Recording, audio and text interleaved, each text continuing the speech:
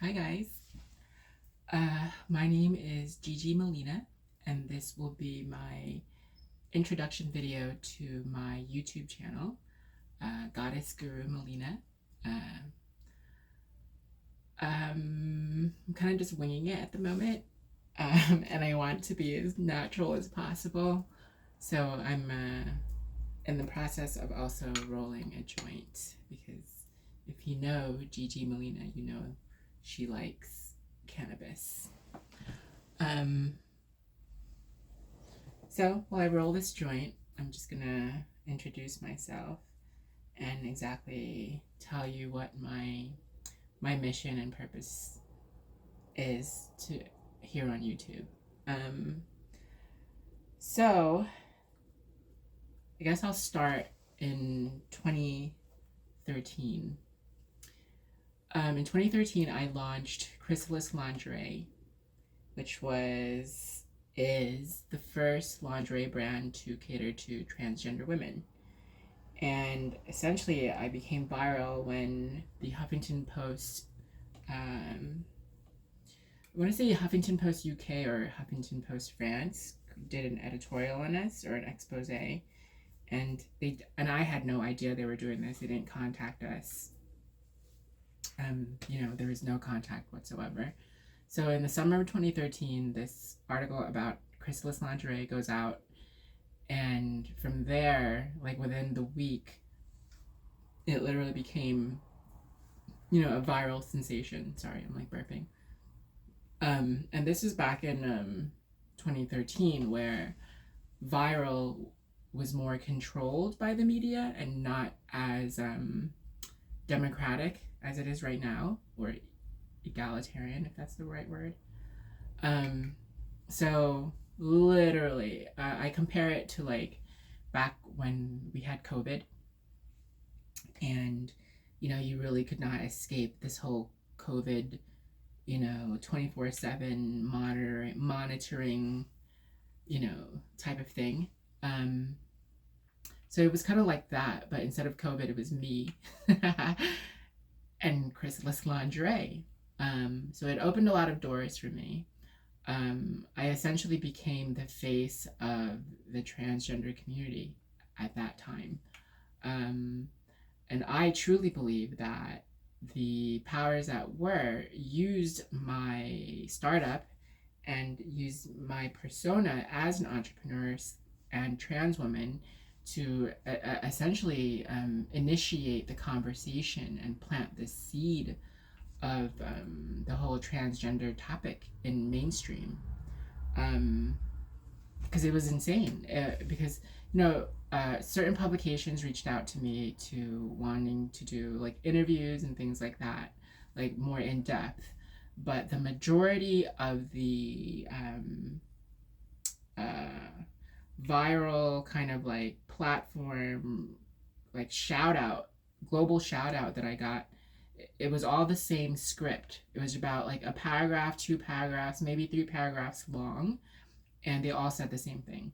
So that's what I meant by like the whole COVID thing. Like it was like rampant everywhere globally, like Africa, North America, Canada, like all over Europe. Like it was insane. South America, Asia, it was crazy. I don't know about Asia, because Asia is a different other world. But I don't really remember getting any kind of press in Asia. I am a Filipina woman, so shout out to my Southeast Asians. Let me see, so where was I? So viral everywhere. I became the face of the transgender community. And back then, media was calling us like transvestites, transsexuals, transgendered, past tense, or like, So when the media would reach out to me, I would tell them, I'm like, listen, it's not transsexual. I was saying, this is what I feel. So, take what resonates with you. But to me, transsexual is a person who is attracted to someone like me, a transgender woman. So you're transsexual if you think I'm hot. Transsexual, homosexual, heterosexual, bisexual. Get it? The whole sexual aspect. It's about sex. So you're the transsexual if you're into me. And then I was like, we're not transvestites. Transvestites are basically men who like to dress like women. And when they were calling us transgendered, they were doing an ED at the end. Like, I'm just like, well, I'm not afflicted with a disease, you know, it's not, you know, it's transgender woman. It's a noun.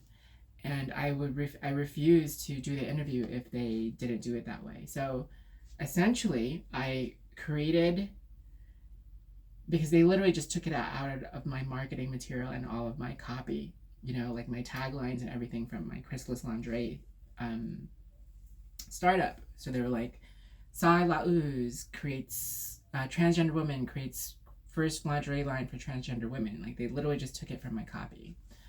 So I essentially solidified and created the term transgender woman in mainstream, and I essentially changed the dictionary. Yes. And beyond that, you know, when I started Chris's Lingerie, I was just thinking about myself, thinking of a product that could help me. And, you know, I was introduced to my co-founder, Simone, another trans woman, also a Filipina. So we got together, and it took us about 2 years to get the prototype done correctly. And I was working on it prior, like for 5 years, just trying to figure it out. Anyway, or 3 years prior to that. No, maybe 5 years. Anyway.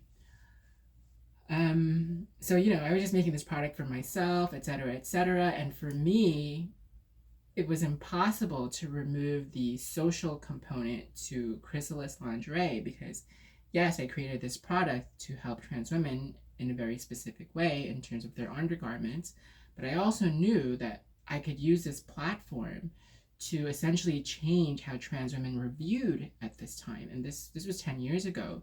Like, anything trans was like it was non-existent, other than like Maury Povich and like little droplets here and there, but it was all the same mocking and mockery and like, you know, second class citizen, you know, it was, you know, it's horrendous. And I was trying to get away from that. I wanted them to be portrayed more as human beings, as, you know, as women, you know, feminine, sensual, and things like that. So for me to create an enterprise that had a social purpose to it, to essentially, and that's what social entrepreneurship is, it's enterprise that also solves social problems. And, you know, me and Chrysalis, they were like, what, an enterprise that also solves social problems?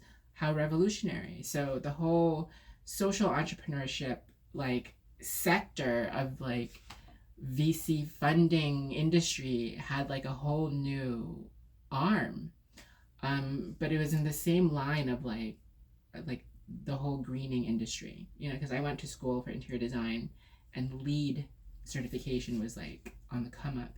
So like the whole greening of everything, it was kind of like the same process in the social entrepreneur kind of like VC funding, or accelerated programs, incubator program type area. It's like it's an industry within itself. This whole entrepreneurship market. So not only did I become the face of the transgender community, I was also the face and catalyst for social entrepreneurship. So yeah, that shit was crazy. And then, you know, I got a lot of publicity, you know, so many people reached out to me, like Barney's New York. So I come from fashion. I'm a fashion girl. I worked in the city as an event designer, event producer, and also interior design, and also a lot of fashion-based things like styling and things like that. I worked on sets, you know, fashion campaigns, etc. So lifestyle and beauty is like my shtick. Where was I going with that? So yeah. Oh, and because we were literally an indie fashion brand, and now indie fashion brands are like everywhere. They're so common.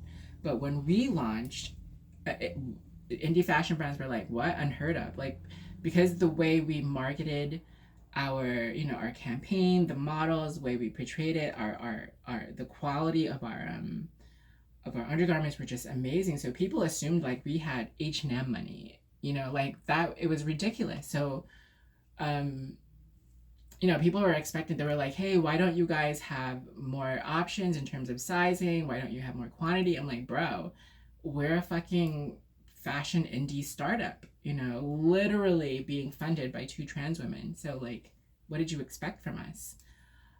So, when you're early, when you're a frontier, that's kind of thing that happens. It's a matter of like catching the right wave at the same time. So this wave, like I didn't even know it was coming. I was just doing something for myself essentially, and knew because I do have a degree in entrepreneurial studies and interior design, so it's in my forte. I'm very entrepreneurial, and I love beauty. Um,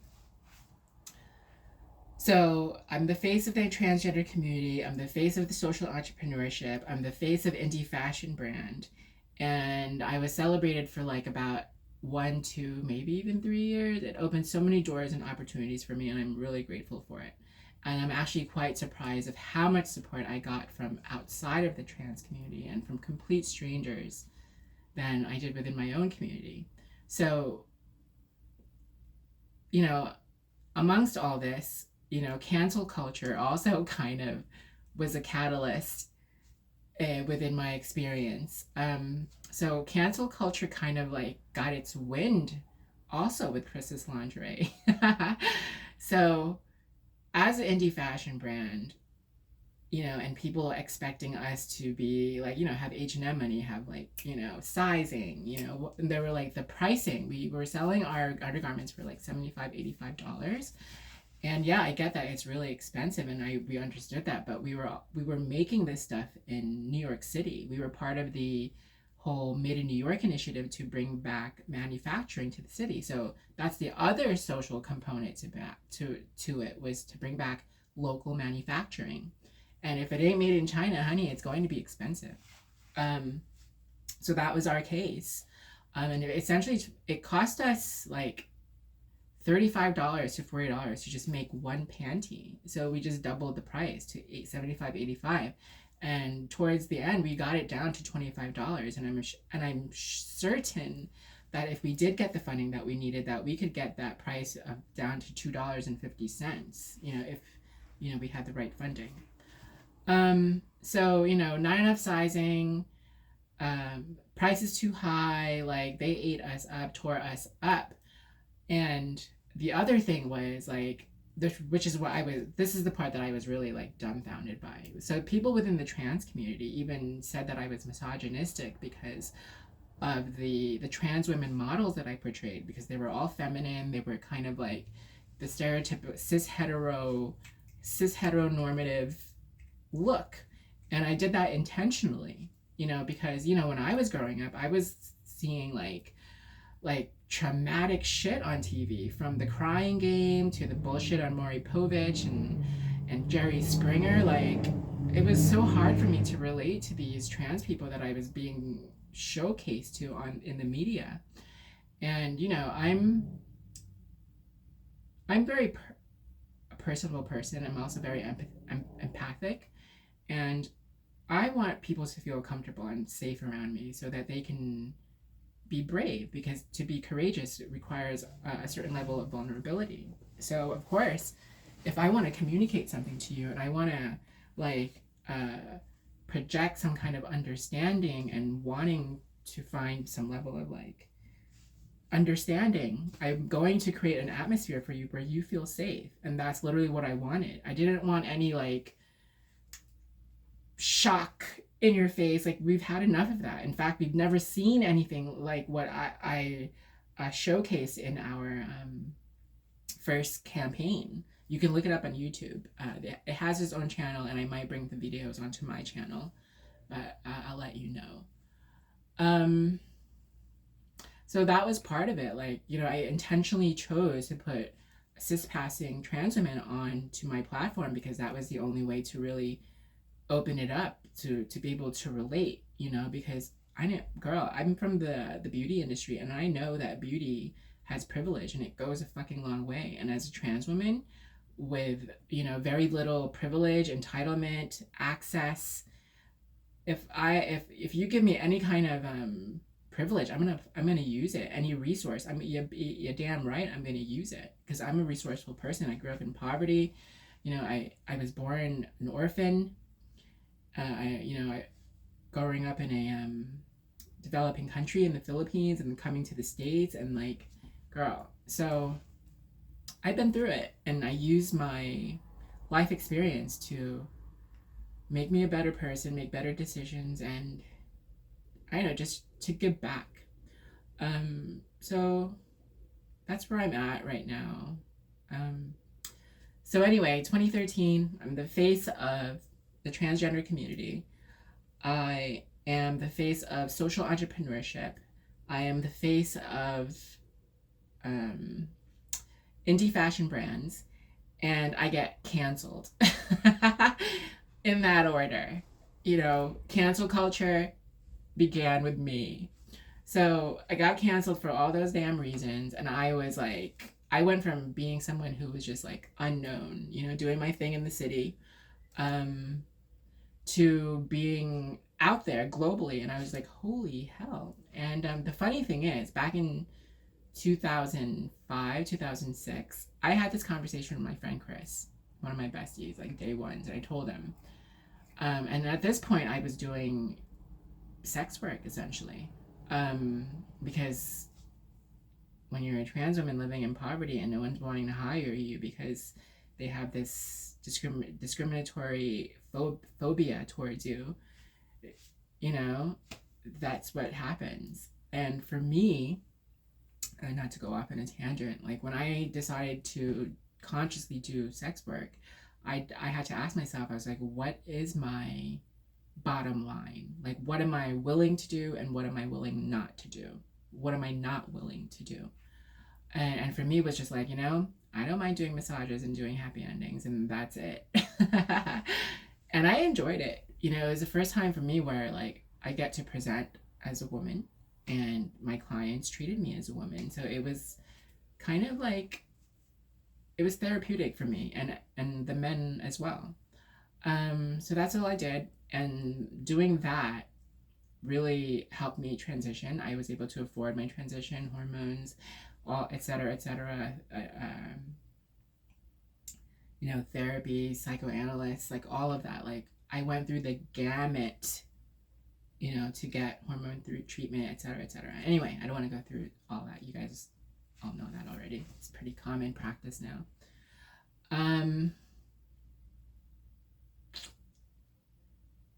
I lost my train of thought.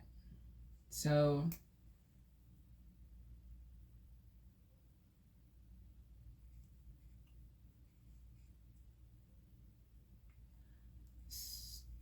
anyway, I'll just start over again. So here I am, the face of all these things. I'm being invited to, talk on, women-centric, women-led panel discussions. I'm part of so many incubator programs, accelerator programs, et cetera, et cetera.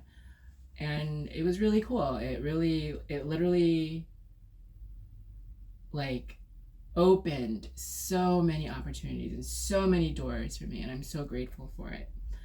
And so here I am now. I'm a lot smarter. I'm a lot older. I'm in my 40s. I'm 44. I've been telling people I'm 45, which basically to me means I'm 50. So I'm 50. Now I'm 44. So here I am, essentially 10 years later, 2013, 2024, so 10, 11 years later. And a lot has happened. And a lot can happen within 10 years. And it goes by really quickly. So here I am, I'm introducing myself again, this time as Gigi Melina. My full name is Sai Melina Kai Lauz. So I use Sai Lauz more primarily for my entrepreneurial side, and Melina Kai is more my creative artistic side. I'm also an actor. I'm also a singer and dancer. I also am a burlesque performer, and I incorporate all of that into my performances. Um, so there I'm known as Melina Kai or MK Ultra or Mahal Kita. Yeah, and that's going to all also be part of my YouTube channel. I'm just trying to put as much of me out there as I can, and that creative aspect is a part of who I am. So, in terms of this introduction, how long do we have? We have 20 minutes. That's not too bad. So what I want to do, my mission is to continue to advocate for the advancement of transgender women. And I also want to create a platform that brings awareness and end the pedophile industry. These things are very important to me for obvious reasons, the trans women part, but the pedophile industry part is also quite important to me. Because I am an orphan. I was orphaned as an infant at 11 months old, coming from a developing country like the Philippines, where their number one GDP, gross domestic product, is child sex trafficking, aka the pedophile industry. And I think that's horrendous. And the same thing goes for countries like Brazil and India. I'm sorry if I'm like shocking you right now, but these are just certain facts, some facts that everyone should really know. So in countries like Mexico, Mexico is the number one creator for child pornography, and the USA is the number one country creating the demand for the pedophile industry. And I call it the pedophile industry because it's what it is. It's a multi-$100 billion industry, and it's disgusting. And as an orphan, I grew up, I experienced that stereotypical orphan life of an unwanted child who's abused, and, it's exactly that. And when I turned 18, I left my house and I never came back. So I only know and understand a sliver of what these children go through. And as an orphan, as an adult who was an orphan as a child, it really, this is in my heart, and I need to do something about it.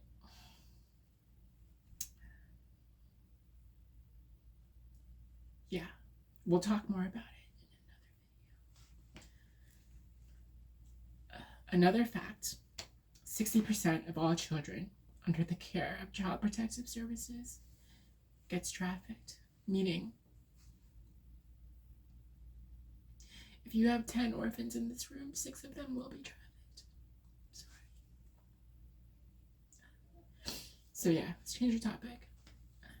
So that's my mission. I am here to continue my advocacy for the advancement of transgender women.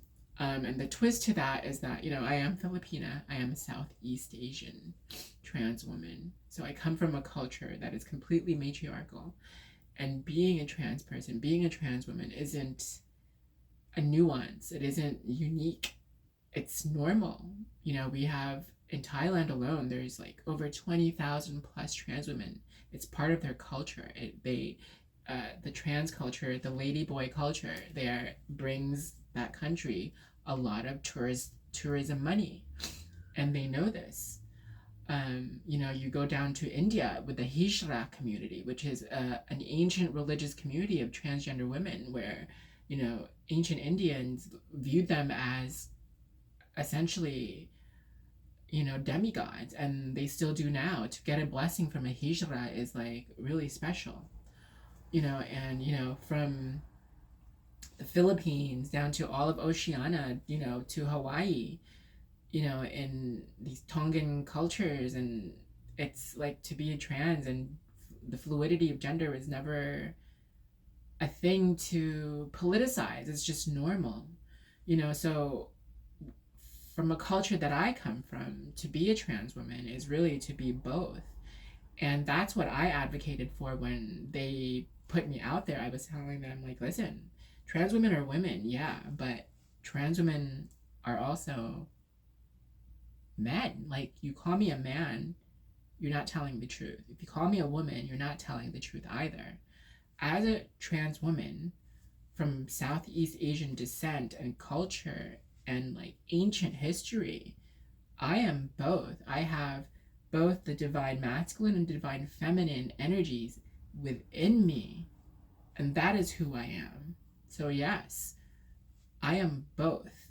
We are, there's a third gender, all of that, and we can talk, and that's part of the channel. To bring more of I coined the phrase transgender woman. So, and they wanted to shut me up in terms of like the narrative that I wanted to say in terms of my platform. And that's what I was saying. The ownership of the word tranny. I wasn't allowed to say things like that. I wasn't allowed to say that. Well, I'm a transgender woman, but I identify with both aspects of my duality. And I think that goes for everyone, essentially. Like in Thailand, we have trans people, trans women specifically, in positions of power and authority within their own government, and it's normal to them. It's like, yeah, we have a transgender mayor and we love her because as her man side, I'm being very politically incorrect here. Her man side gives her a sense of like authority and like quick thinking and action, yet her feminine side, her woman side, is compassionate and so they're like, to them it's like it's perfect. It's a perfect balance, especially to be a public servant. So that's the aspect that I'm trying to kind of focus on when dealing with trans women, specifically being placed intentionally in seats of creative direction, authority, power. I feel like the trans woman is an amazing gift to society. And I'm coming from the Southeast Asian cultural standpoint. So that's also another aspect that I will also be discussing on my channel. So GG Melina stands for Goddess Guru Melina. And that's what that means. Like, I'm a goddess and I'm also a guru. It's that balance of feminine and masculine divinity and divine essence, so I'm a goddess guru and my name is Goddess Guru Melina, or you can just call me GG Melina. So I created this foundation that essentially does that. It continues to advocate for the advancement of transgender women using all the skill sets, wisdom, experience that I have as a social entrepreneur. I'm calling myself a compassionate entrepreneur, where I'm an entrepreneur that uses enterprise to solve social problems, but I'm coming from it from a more holistic, humanistic, regenerative jumping off point, let's just say.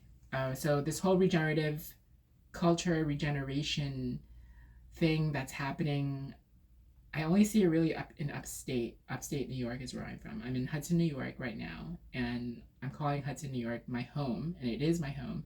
And Hudson, New York is also part of this whole thing that I'm doing here because I want to create the first regenerative community here in Hudson, New York.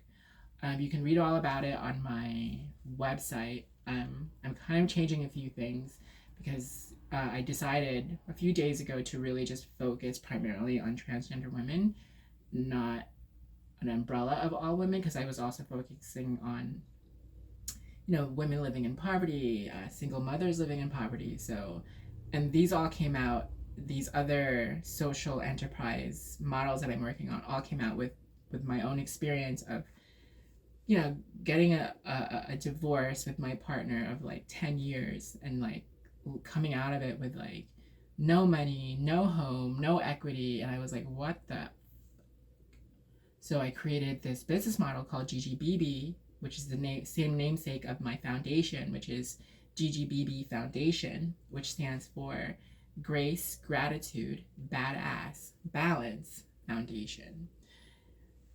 And that's the umbrella foundation that is essentially, it's a 501c3, a non-profit, and it's advocates for the advancement of transgender women and also to bring awareness and end the pedophile industry. And under this umbrella foundation, I've created business models within it that facilitates this mission through hospitality and other social enterprises.